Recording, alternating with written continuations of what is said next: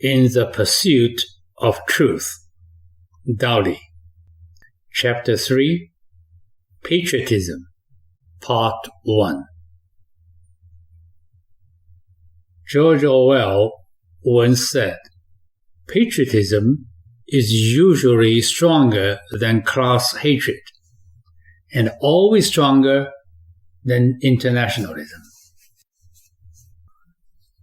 In case some people did not pay attention, communism is by its nature internationalism. In many years during the annual parades in Beijing's Tiananmen Square, giant portraits of Marx, Engels, Lenin, and Stalin were placed in prominent positions. They were all foreigners. But after years of communist rule, Chinese mind had got used to the sight of it. It was quite usual that people growing up in China post-1949 liberation were able to sing the song of the International. If not, the 1966 Cultural Revolution gave a whole decade for a person to catch up with learning it. It was broadcasted every single day in radio and television. So we all remember the last verse of the chorus, "The International will be the human race." It sounds paradoxical that a ruling party built on the theoretical basis of the international communism was also a strong advocate of nationalism. Internationalism is supposed to be the antithesis of nationalism, but when playing the nationalism card proved to be effective in strengthening their power, the communist rulers did not hesitate to exploit it. Slogans were only the means to the end. They were quite pragmatic about it. This happened in the history of the Soviet Union. When Hitler's troops were closing in on Moscow in 1941, Stalin gave a speech at Red Square, invoking big names in Russian history like Suvorov and Kutuzov, among many other Russian national heroes. He said, "Let the heroic images of our great ancestors inspire you in this war." It worked. China's involvement in the Korean War was to a large extent supported by the nationalistic sentiment. The average Chinese had no idea about the truth of who started the war, how the U.S. got involved. But at that time, it did not seem to matter. The perceived danger that war might spill over to China was enough justification. In the hearts and minds of many Chinese, it was important to see if Chinese troops could win or hold their ground against the strongest military power in the world. The war had grave consequences to China. Its economy paid a heavy price and its military suffered heavy losses, only to save a regime who was the guilty aggressor and several decades later still remained extremely provocative and repulsive. Politics aside, the patriotic aspiration among Chinese was real, natural, and strong. It was true for the old generation born in the last imperial dynasty and for the new generation growing up under the communist rule as well. In DR's childhood, the budding of consciousness and interest about his country's history and its culture was one of the first signs of his spiritual growth. In 5th grade, his teacher taught China's geography and wanted students to memorize the basic facts that could make Chinese proud. the world's most populous country, 5,000 years of civilization, a territory the size of Europe, long Pacific coastlines, the Yangtze River and the Yellow River, the fertile land, vast mountain ranges, extensive forests, rich mineral deposits, and last but not least, the Great Wall. In 6th grade, his teacher taught DR China's tremendous contribution to human civilization.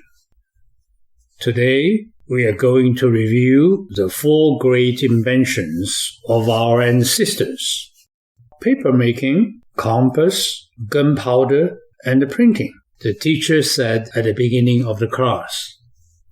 When was paper invented? He asked. In the 1st century, East Han Dynasty, said one student who raised his hand. Good. Does anyone know what the paper was made of? Bark, DR answered. Hemp Rex. Other students joined in.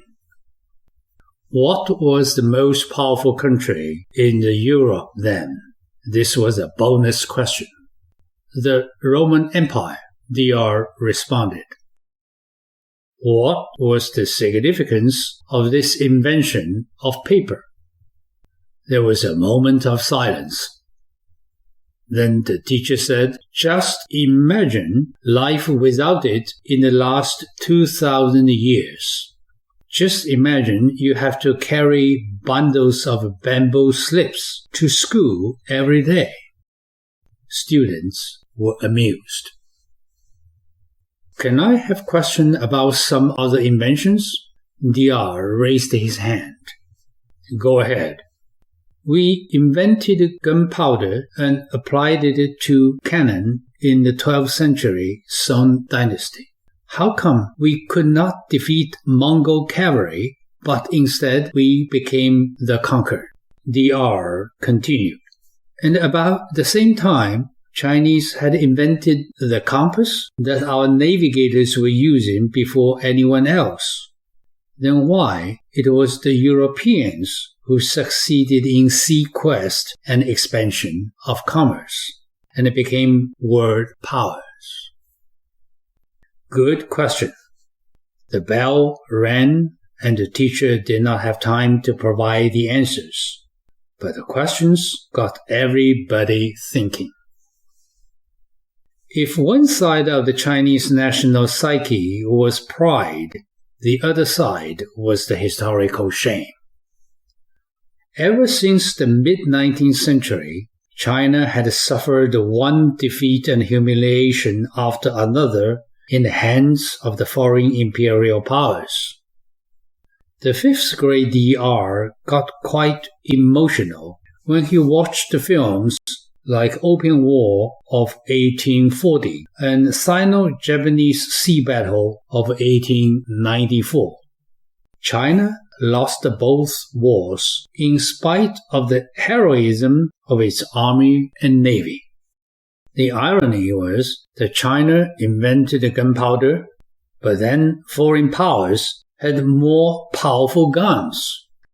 On top of that, the corruption and ineptitude of the bureaucracy of Qing dynasty were infuriating.